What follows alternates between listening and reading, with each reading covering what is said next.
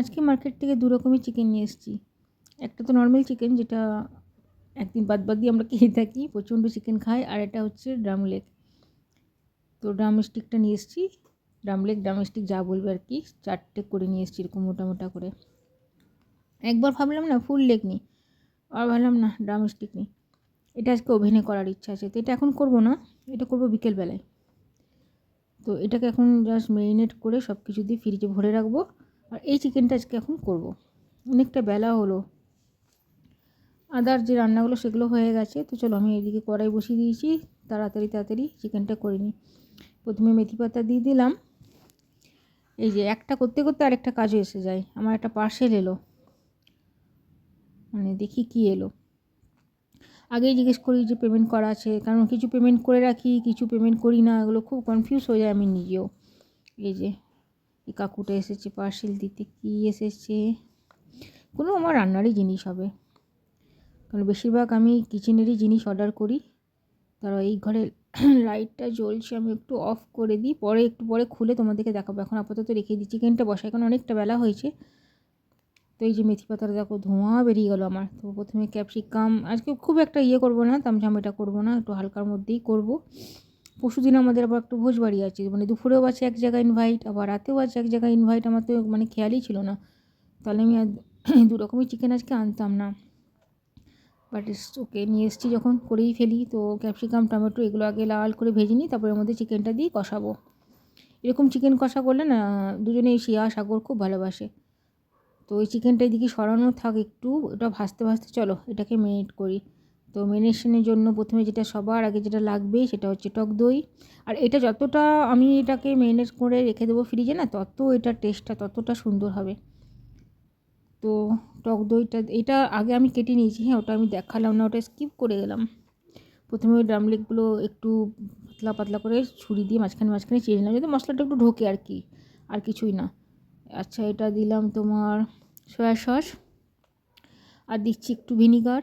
এগুলো তো লাগবেই, ঠিক আছে। এগুলো আজকে আমার ইচ্ছা আছে গ্যাসে করবো না, হয় এয়ার ফ্রায়ারে করবো, না ওভেনে করবো।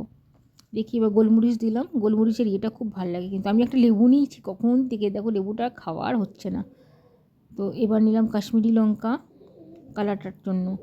গোলমরিচে এমনিতেই একটু ঝাল হবে, আর বেশি ঝাল দিলে আবার সাগর খেতে চায় না। তো আর এবার নিলাম ওই তোমার কি বলে তান্দুরি চিকেন মশলা। তো চলো এগুলোকে ভালো করে এবার মাখি। আর এটা 1 ঘন্টা ফ্রিজে রাখার পর, এবার নুন কিন্তু দেবো না, এর মধ্যে হলুদটা দিয়ে দিচ্ছি, ঠিক আছে। হলুদ এর মধ্যে পড়ে গেছে। আর এটার মধ্যে নুন দেবো না, নুন দিলে কিন্তু অনেক জল কেটে যাবে, তখন ভালো লাগবে না, মানে যখন বার করবো পুরো 1 বাটি জলে থই থই হয়ে যাবে।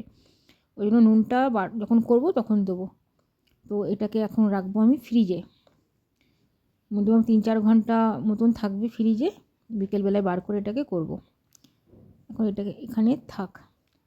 আর যেটা বলছিলাম 1 ঘন্টা পর ওটাতে তোমার ওই আদা বাটা, পেঁয়াজ বাটা, রসুন বাটা ওগুলো ম্যারিনেট করে রেখে দেবো। তো চিকেনটার মধ্যে দিলাম, আর এই যে পেঁয়াজ আদা রসুন যেটা বেটে রেখেছি এটা এর মধ্যে দিই, হাফ এতে দেবো আর হাফ ওটাতে দিয়ে দেবো, ড্রাম লেগটাতে। এই মাংস কষানোটাই আমার ভালো লাগে। আমার আবার মাংসের ঝোলটা কি জানি ভালো লাগে না, একদমই ভালো লাগে না।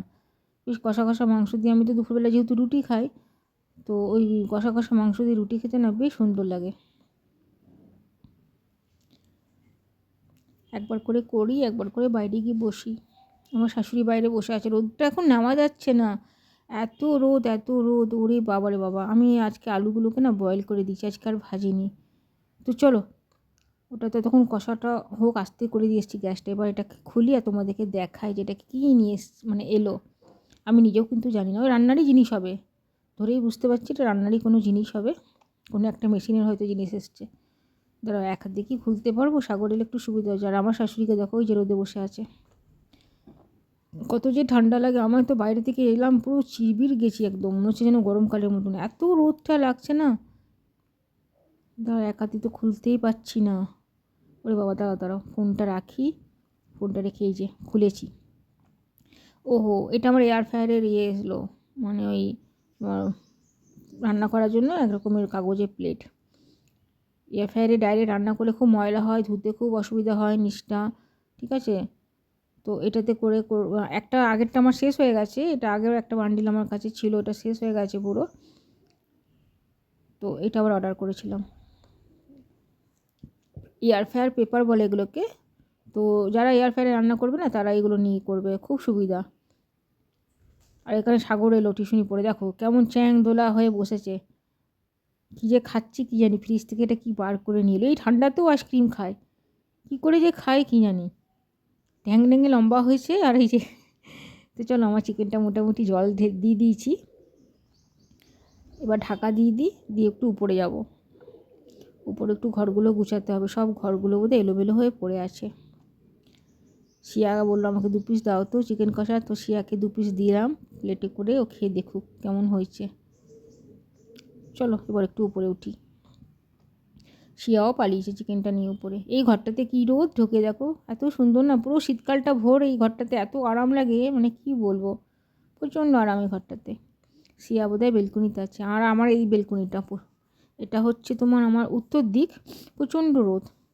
সামনে একটা বাড়ি হচ্ছে, ওই যে সামনে ওই বাড়িটাতে আজকে পুজো আছে, প্রচুর লোক এসেছে দেখছি। কী জানি কী পুজো, সব বাড়িতেই পুজো হচ্ছে, কী পুজো বলো তো, বুঝতে পারছি না, অনেক বাড়িতেই দেখছি পুজো হচ্ছে। আমার গাড়িটা ঢোকাতে হবে, কারণ এদের না কাজ হচ্ছে তো বাড়িতে, তো ট্রাকটা ঢুকতেই থাকে। কি সুন্দর রোদটা দিয়েছে না, কিন্তু রোদটা দেখতে ভালো লাগছে, একদম বসা যাবে না ভাই। আমরা মাঝে মাঝে বেলকুনিটাতে চেয়ার নিয়ে চান টান করে বসি, 1 ঘন্টা বসার পরেই মনে একদম চিরবির লেগে আছে। চলো তাহলে ভিডিওটা আজকেই শেষ করলাম, টাটা বাই বাই।